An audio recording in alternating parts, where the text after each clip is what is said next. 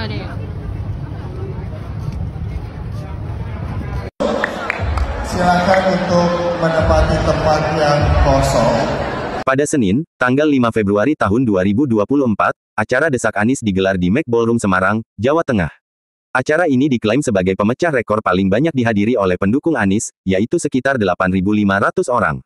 Sebagian besar peserta adalah kalangan milenial, mahasiswa, dan masyarakat. Saking banyaknya masyarakat yang hadir karena tidak cukupnya kapasitas ruangan membuat sebagian warga harus puas nonton melalui layar besar yang disiapkan oleh panitia. Acara Desak Anies di Semarang dihadiri tidak hanya oleh warga Semarang saja namun juga ada yang datang dari luar kota seperti Rembang, Demak, dan kota-kota di sekitar. Pesertanya pun tidak hanya dari kalangan anak muda dan mahasiswa saja namun juga dari ibu-ibu, pensiunan bahkan profesor. Anies mengapresiasi acara Desak Anies yang berlangsung sangat meriah. Anies merasa yakin bahwa pesan perubahan dapat diterima oleh sebagian besar masyarakat termasuk di Semarang, Jawa Tengah. Karena menurut Anies, bahwa pesan perubahan tidak terbatas oleh afiliasi politik, melainkan mampu menjangkau semua elemen masyarakat. Dalam acara ini, Anies menyampaikan berbagai program dan gagasan yang ditanyakan oleh peserta yang hadir seperti permasalahan kesejahteraan dan keamanan tenaga kerja Indonesia (TKI) di luar negeri, permasalahan kasus kekerasan terhadap perempuan, kemudian keberpihakan kepada penyandang disabilitas, sampai pengembangan inovasi digital di bidang olahraga e-sport. Dalam kesempatan itu, Anies juga menjawab pertanyaan tentang keprihatinan mayoritas intelektual kampus terhadap kondisi darurat demokrasi pada akhir-akhir ini.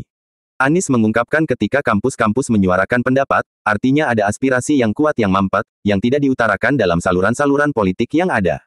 Anies pun menegaskan kampus berpolitik secara kenegarawanan dan tidak berpolitik secara partisan. Kemudian Anies mengingatkan bahwa pekan depan saat Pilpres tanggal 14 Februari tahun 2024, semua akan menyaksikan apakah Indonesia punya demokrasi yang matang atau mengalami kemunduran demokrasi. Selanjutnya Anies juga menyinggung tentang revolusi mental yang pernah digaungkan oleh Presiden Jokowi pada tahun 2014. Gagasan itu adalah baik namun untuk saat ini belum terlaksana dengan baik. Selain itu, Anies juga menjawab tentang isu BUMN yang mau dibubarkan jika Anies terpilih menjadi presiden. Anies menjawab bahwa hal tersebut adalah tidak benar. Salah satu hal yang unik dalam acara ini adalah Anies mendapatkan jaket dari gamer juara dunia yang pernah membawa nama Indonesia di kancah internasional. Anies menyatakan bahwa pemerintah harus memberikan perhatian dan dukungan kepada industri gaming di Indonesia. Anies juga berdialog dengan para peserta yang ingin menanyakan hal-hal terkait dengan isu-isu strategis, hubungan antara pusat dan daerah, serta pemberantasan korupsi. Anies menjawab setiap pertanyaan dengan lugas, jelas, dan meyakinkan. Acara Desak Anies di Semarang berlangsung dengan lancar, antusias, dan penuh semangat.